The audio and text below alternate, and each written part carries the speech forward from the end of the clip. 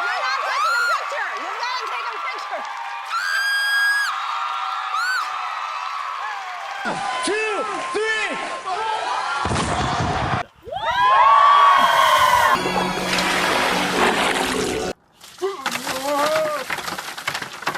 I don't know. What do you guys think? And the PC.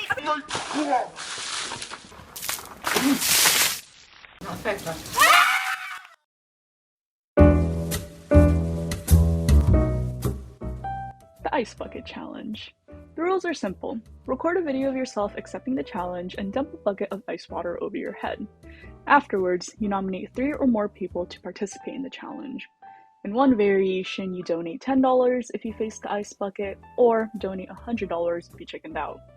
In another variation, the Ice Bucket Challenge exempted you from needing to donate at all. But what were people donating to? What was the point of the Ice Bucket Challenge? In the summer of 2014, the Internet Challenge went viral in the name of raising awareness for ALS, or amyotrophic lateral sclerosis. The Ice Bucket Challenge generated $115 million in donations for the ALS Association and over $220 million worldwide. More than 1.2 million videos were shared on Facebook, and the phenomenon was tweeted more than 2.2 million times. And at its peak, the Ice Bucket Challenge generated 70,000 tweets per day. Notable celebrities even took part of it, like Bill Gates, LeBron James, and Britney Spears. Although the sheer number of donations, views, and shares the challenge got is impressive, I question the successes of social media activism. 8 years have passed since the original hype. It's time to ask ourselves, what are the lasting impacts of the Ice Bucket Challenge? But let's rewind just a little bit. ALS, or amyotrophic lateral sclerosis, is a progressive neurodegenerative disease that affects nerve cells in the brain and spinal cord. ALS causes motor neurons, which control voluntary movement and muscle control, to degenerate over time until they die. The brain slowly loses the ability to initiate and control muscle movement, and ALS patients may lose the ability to speak, eat, move, and breathe. Approximately 5,000 people in the United States are diagnosed with ALS each year. Every 90 minutes, someone is diagnosed with the disease and someone passes away from it. 2 notable figures who had ALS are theoretical physicist Stephen Hawking and baseball player Lou Gehrig, which is also why it's called Lou Gehrig's disease. Currently, there is no cure for ALS, and the average survival time from the time of diagnosis is 3 years. So how did the Ice Bucket Challenge come to fruition? The original challenge actually had nothing to do with ALS.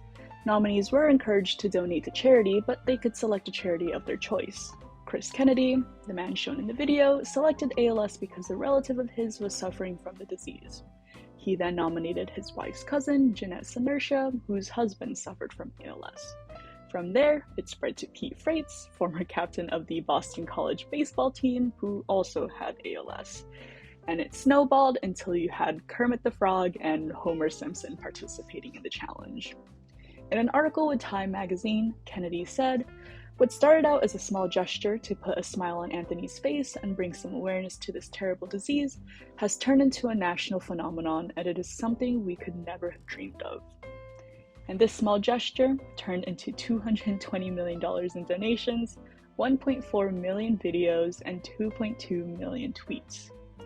But there are valid criticisms and concerns surrounding the Ice Bucket Challenge. Some people, notably Steve-O from Jackass, questioned people's intentions and suggested that people were more focused on the stunt than actually raising awareness for ALS or donating to charities. He also commented that the initial $15 million in donations generated was insignificant considering the net worth of the celebrities who took part in the challenge. Other concerns revolve around the waste of water. It's estimated that 5 million gallons of water was used for the challenge. And it's worth noting that in January of 2014, Governor Jerry Brown declared California to be in a drought state of emergency. And this state of emergency was still in place during the peak of the Ice Bucket Challenge. In other parts of the world, citizens of Henan, China protested against the challenge due to months of extreme drought during that very summer. Lastly, injuries from the challenge were not uncommon. Martha Cook from North Carolina was hit on the head by a metal bucket after her nephew was unable to hold on, leaving a dent in the bucket. Skylar Casenti from New York accidentally dropped a full bucket of water on her friend's head. Therese Todd from Maryland ended up in the emergency room after being hit with a bucket. But most tragically, there is one death indirectly linked to the challenge. 4 Kentucky firefighters were helping Campbellsville's University marching band with an ice bucket challenge fundraiser when the fire truck slider got too close to a power line. 2 firefighters sustained electrocution injuries, and one of them unfortunately passed away due to the injuries. The line between doing something for good and doing something for attention is a little bit blurry here. In an attempt to outdo each other or to go viral, people did increasingly more dangerous stunts that resulted in injuries or concussions. Even tame challenge attempts were fraught with accidents. Compilations of ice bucket challenge fails are not hard to come by. But now it's a question of risks versus benefits, or intentions versus outcome. Is it so bad that clout chaser Todd did a challenge for attention? He technically did what the challenge set out to accomplish, which is bring awareness to ALS. Every year, some dangerous challenge of varying degree will go viral on social media. Put salt and ice on your body and see how long you can withstand it. Stab a knife between your fingers along to a song. Duct tape yourself to the wall. Complete a milk crate obstacle course. Snort a condom through your nose and pull it out of your mouth. Or eat a Tide Pod. The difference between the Ice Bucket Challenge is that it had good outcomes. Website hits to the Wikipedia article on ALS grew from an average of 163,000 views per month to 2.98 million views in the August of 2014, an 18-fold increase. The $115 million in donations to the ALS Association allowed them to triple their research spending, and they directed over $89 million towards research. Researchers funded by the ALS Association collectively increased their output by 20%.